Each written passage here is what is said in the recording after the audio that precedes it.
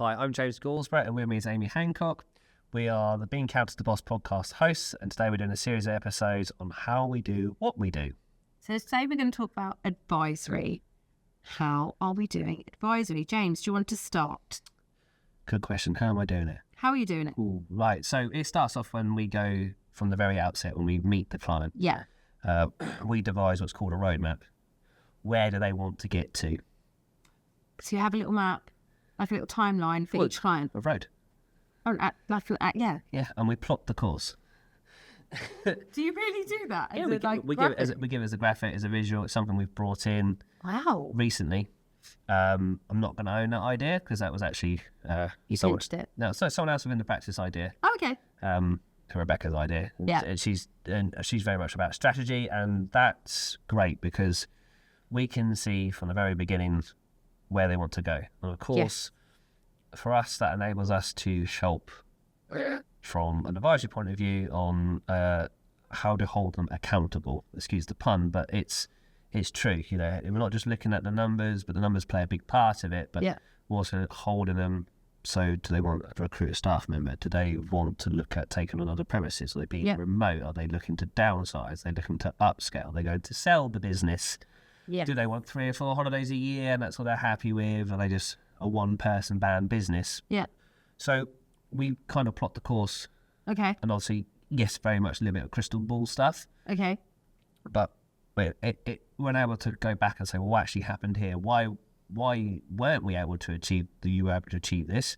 Or did it happen quicker? And if so, does that then bring the next step in a bit quicker? Or do we now need to sort of allow for a bit more time for things to calm down? So from an advisory point of view, we try and see our clients quarterly. Mm-hmm. There are some that we probably see twice a year, and we're trying to bring them into this quarterly regime. And also then the new ones we're taking on have been just used to once a year.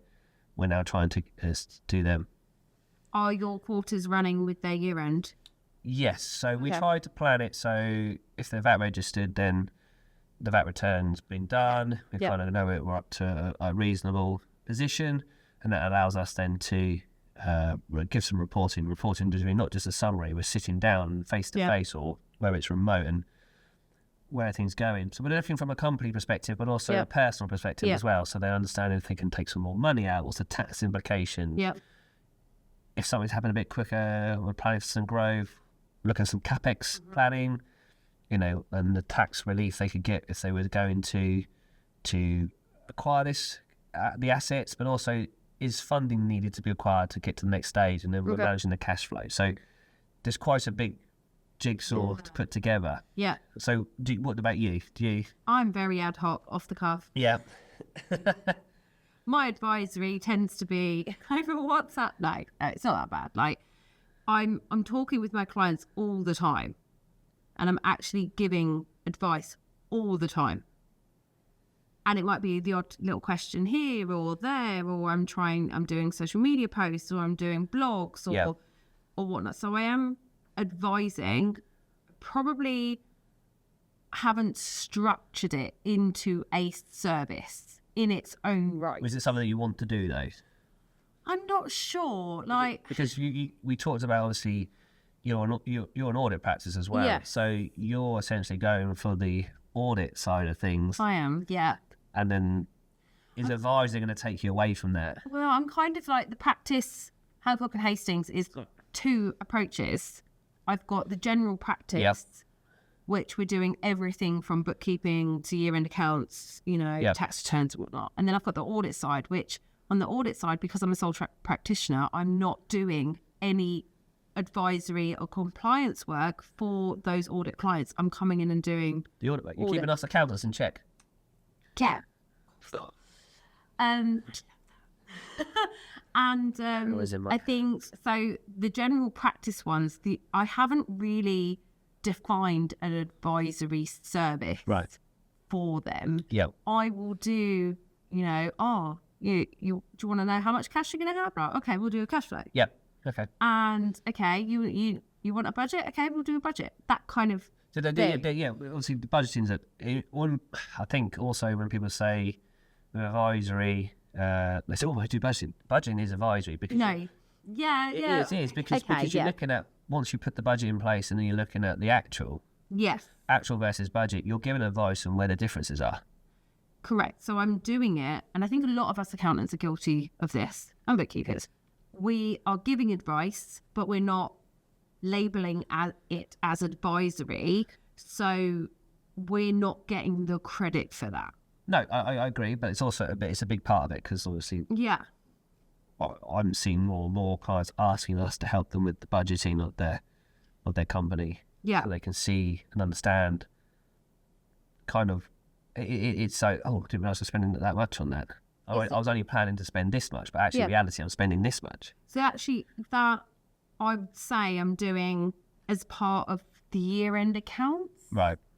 A bit looking at things, going, right, okay, this is how much it's costing you year on year. We need to look at, and then the budget as a separate exercise, or the cash flow as a separate exercise that I charge separately for. So you charge this separately as a... I would charge for like doing a cash flow forecast or doing a budget. Yeah. But I'm kind of feel like I'm missing the bit in the middle of going, I'm offering you an advisory service as, you know, whether it's as part of the accountancy fee or separate. We spoke about it when we were talking about accounts and tax in a previous episode. You have advisory as a separate line item. And I don't have that, even though I'm doing that. And I feel like I might be missing something there in making clients aware that I am an accountant and I'm doing the compliance, but I'm also giving you advice at the same time. And it's my clients maybe getting advice for free because of that. So the specific tasks, I kind of look at that separately because I am billing for that, but the advisory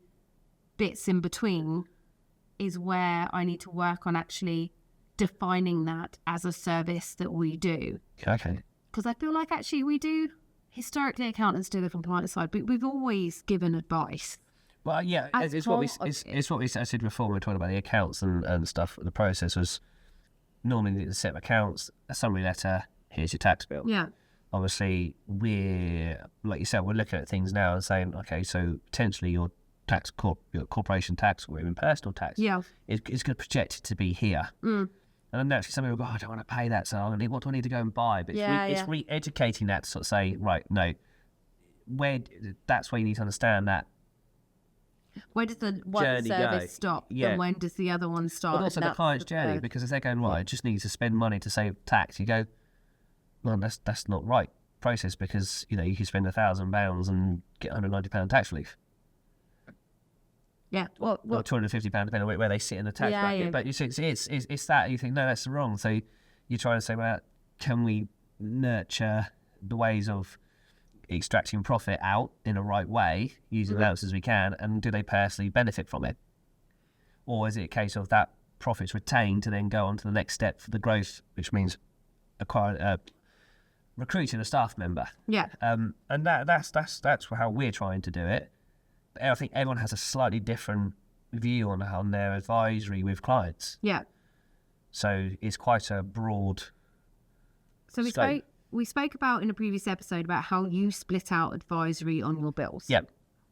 So if a client comes to you and says, I don't want the advisory, that you effectively mop that up in the account. Yes, so there's no difference. So let's say someone comes to us and they meet let's say it's £2,000 for accounts, tax, and advisory. It might be split that it's 1,000 for the accountant, and it's 1,000 for the advisory. You don't choose it. It again goes to 2,000 because the work's still there. We still got to do it. We still end up advising them. We're still helping them. We're still working a hat as a business, a hat with the owner. And I think you're still going to get those questions, irrespective of whether people know that they're paying for advisory or they're not. You're still going to answer that question. And I've done a quick query. If you've got a quick query with me that's like 15-20 minutes, I will happily answer that as part of the service. But if there's actually a specific budget forecast that you need me to do or particular bit of advice, then I charge by the hour. So I think I'm kind of mopping up a bit of the advisory within the accounts fee. It's just getting that differentiation. When does quick advice turn into because I have the other client that will send me one question. Yeah. And then next week send me another question. Yeah. I mean, I think that's just part of the accounts work that we're doing in general. They're asking that question. There's the fee that we're providing, we call accounts work. It's generally the provision for our, I hate to use the term, but time to focus on that client. Moving on from that then, how do you price advisory? Time? We each meeting we're sort of saying roughly about an hour and a half. Yeah. So, but there's prep work before then, and there'll be prep work after then. So it's an ad hoc, we call it ad hoc, but we're trying to do it as a regular service. So yes, we're kind of factoring in the time to do it, but we see it more as a value we're giving them, the information we're giving them. Yes. You know, we're not just regurgitating information out of Xero, QuickBooks and Free Agent and putting it into an Excel spreadsheet and go, here's your P&L. Because they can dip in and do that themselves. Yeah. But we're looking at our time and then essentially the value we're adding to them, and we're looking at ourselves and holding ourselves accountable. Are we really helping them? Yeah. And obviously then if we're not doing that ourselves, we're not doing our clients justice really. But so it's a time-based thing. So are you limiting the time that you are spending with your clients to an extent? Do you go into a meeting thinking, right, this is part of the advisory service, so they're having half an hour? Because this is where I started to do this with clients, half an hour a quarter. Yep.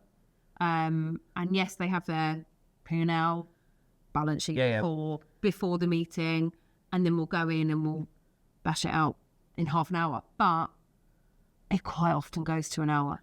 Yeah. So the timing. So you need to think about how you're giving your time away.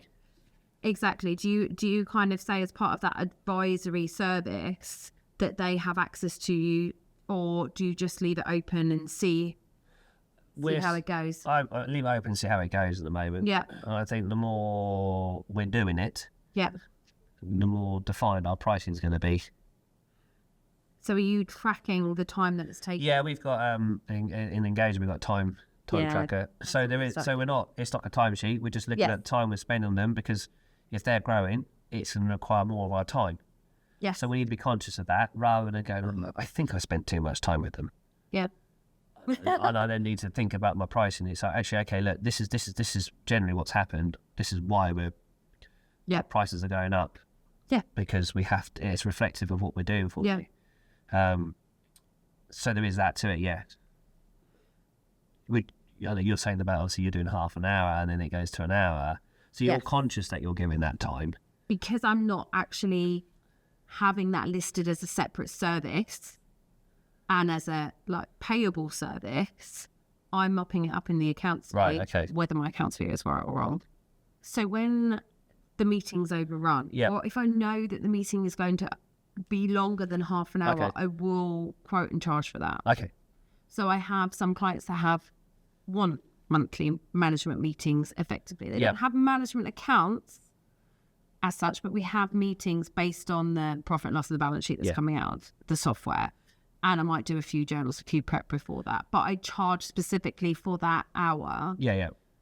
But I want to roll out that approach to all of our clients and set, like you said earlier, move out of this annual kind of accounts meeting into more of a quarterly, which will work then in line with MTD when it comes in, which it comes in 2026. So how quick do you think you could do it?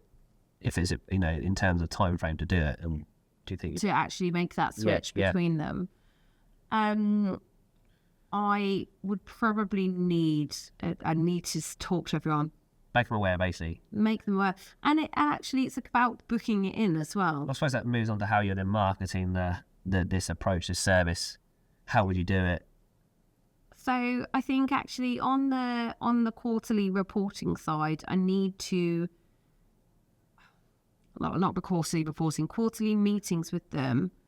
I think it wouldn't be a massive change for a lot of my clients because they're in contact with me all the time. It would just be, I suppose, formalising it to an extent to say, right, we're going to have half an hour a quarter.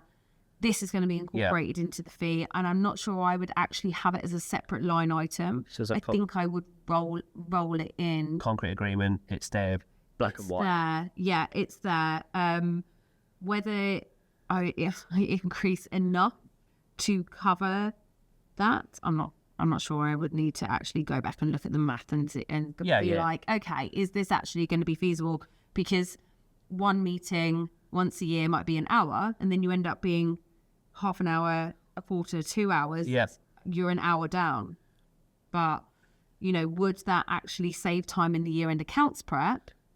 Because you're not having to go backwards and forwards with stock figures or impairments or write-offs and things like that. I suppose if you're doing the quarter thing, there's no argument why you shouldn't be on top of the stock sort of things. Exactly. And that's then adding the value.